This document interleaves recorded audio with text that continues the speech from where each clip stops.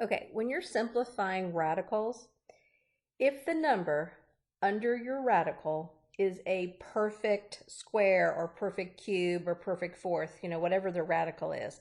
In this example, it's a square root. If it's a perfect square, you just take the square root of 25, which is 5, and you're done. The square root symbol, this symbol here, just, goes away.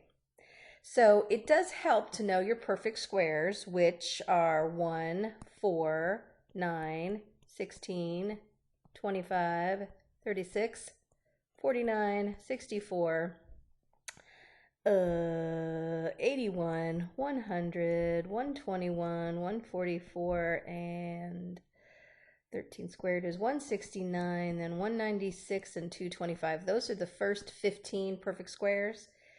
1 squared is 1, 2 squared is 4, 3 squared is 9, 4 squared, 5 squared, 6 squared, 7 squared, 8 squared, 9 squared, 10 squared, 11 squared, 12 squared, 13 squared, 14 squared, and 15 squared. It helps to know those numbers. It'll make this go a little easier when you're simplifying a radical that is not a perfect square. So, switching colors, if I were to give you the square root of, let's say, 32. 32 is not a perfect square. 32 falls right in between 25 and 36. So it's not a perfect square. But there is a factor of 32 that is a perfect square. And the factors of 32 are 1 times 32 is 32. 2 times 16 is 32. 4 times 8 is 32. 5, that's it. Those are all my factors. Now, if I look at this, I actually have two different factors, the 4 and the 16, that are perfect squares. Here, 4 and 16. However, if you want to simplify this in one shot, you go with the bigger one. So I'm actually going to break down my radical. I'm going to change the square root of 32 to be the square root of 16 times the square root of 2. Now you'll notice when I wrote it down over here, I put 2 times 16, but when I wrote it here, I put 16 times 2. I always do it that way. I put the perfect square first because he is going to come out from under the radical. The 2 is not. He will be stuck under the radical. And when you write these answers, you should always put the number that is not under the radical in front of it so that you don't accidentally think, like if somebody wrote the square root of 2 times the square root of 16 and then wrote the square root of 2 and a 4 after it, it might almost look like it's the square root of 24. It's just not proper math, okay? You always put the 4 in front of the radical, so it's very clear that it's 4 times the square root of 2. If the student didn't, maybe they looked at it and they were like, wait a minute, 32 is 4 times 8, and they said, okay, I'm going to break this down to be the square root of 4 times the square root of 8. Fine, the square root of 4 is just a 2, but your square root of 8 can be broken down again to the square root of 4 times the square root of 2.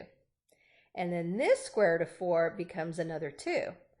And then you have to remember that all this is multiplied together, all these things here.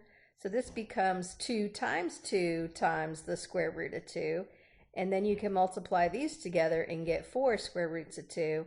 And I get the exact same answer here that I got over there, but I had to break it down a couple of times. So it is helpful if you just use the largest perfect square to simplify it, in my professional opinion. But it works both ways. I mean, I got the answer here. I did. But that's how you simplify radicals. Let me do another one. Let's say I gave you the square root of 75. All right, 75 falls right in between 64 and 81. So 75 is not a perfect square. But If you look at the factors of 75, 1 times 75, let's see, 2 doesn't go in there. 3 goes into 75, 25 times, bing, bing, bing, bing, bing, we have a winner, 25. So I would break this down to be the square root of 25 times the square root of a 3. And then this is a perfect square. The square root of 25 is just 5. It's free from the square root sign. The 3, unfortunately, is still trapped in what I call radical land. So my answer is 5 times the square root of 3. And they just call this simplifying radicals. Because if you grabbed your calculator and you punched in the square root of 75, you're going to get a decimal. It's not going to be perfect. So what do I got? 75, where's my square root symbol? There it is. It's 8.66666. Well, something like that. If I took it, it'd be 8.66. The square root of 64 is 8. The square root of 81 is 9. So 75 was right here, and the square root of it is 8.66, which is in between 8 and 9. But it's not pretty. It's an irrational number. I mean, it keeps going. I'm looking at my calculator. It's 0.660254037844, blah, blah, blah. It keeps going. And so a lot of times in math, it is easier to work with a simplified radical than it is a decimal. Because in order to work with this decimal, you'd have to round it off. But the second you round it off, you are not accurate anymore. This is considered accurate. And if I actually took 5 times the square root of a 3 on my calculator, 5 times 3, I get 8.66025403784486. So it is the exact same answer. So anyway, simplifying radicals at its finest. There you have it.